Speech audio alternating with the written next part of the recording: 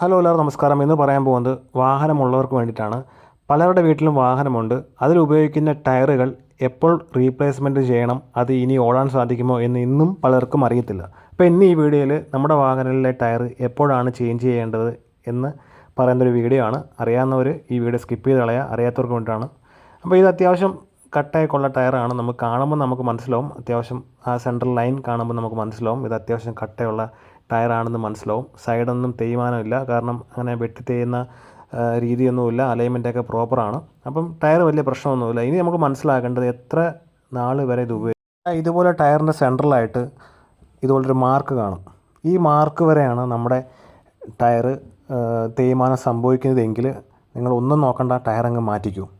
അതാണ് ടയറിൻ്റെ അളവ് കൊടുത്തിരിക്കുന്നത്. ഇതിൽ കൂടുതലായി കഴിഞ്ഞാൽ ടയറിൻ്റെ ക്വാളിറ്റി കുറയും. ഏത് സമയവും ടയർ പൊട്ടാൻ സാധ്യതയുണ്ട്. പണ്ടത്തെ പോലെ ടയർ മുഴയോ മുട്ടയൊന്നും ആകത്തില്ല.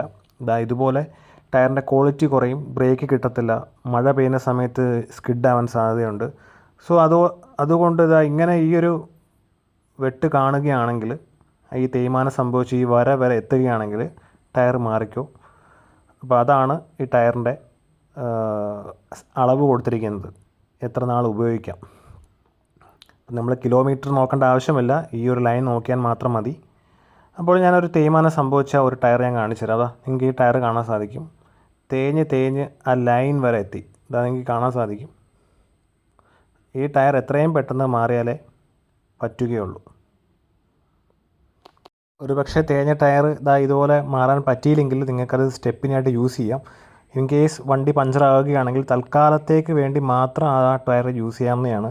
അതല്ലാതെ കണ്ടിന്യൂസ് ആയിട്ട് യൂസ് ചെയ്യാൻ ഈ തേഞ്ഞ ടയർ പറ്റില്ല. അതുകൊണ്ട് മാക്സിമം ഒന്ന് ശ്രദ്ധിക്കുക. ഇങ്ങനെ ഏതെങ്കിലും ടയറിൽ കാണുന്നുണ്ടെങ്കിൽ ഈ ലൈൻ വരെ എത്തിയിട്ടുണ്ടെങ്കിൽ ഉടനെ മാറുന്നതായിരിക്കും നല്ലത്.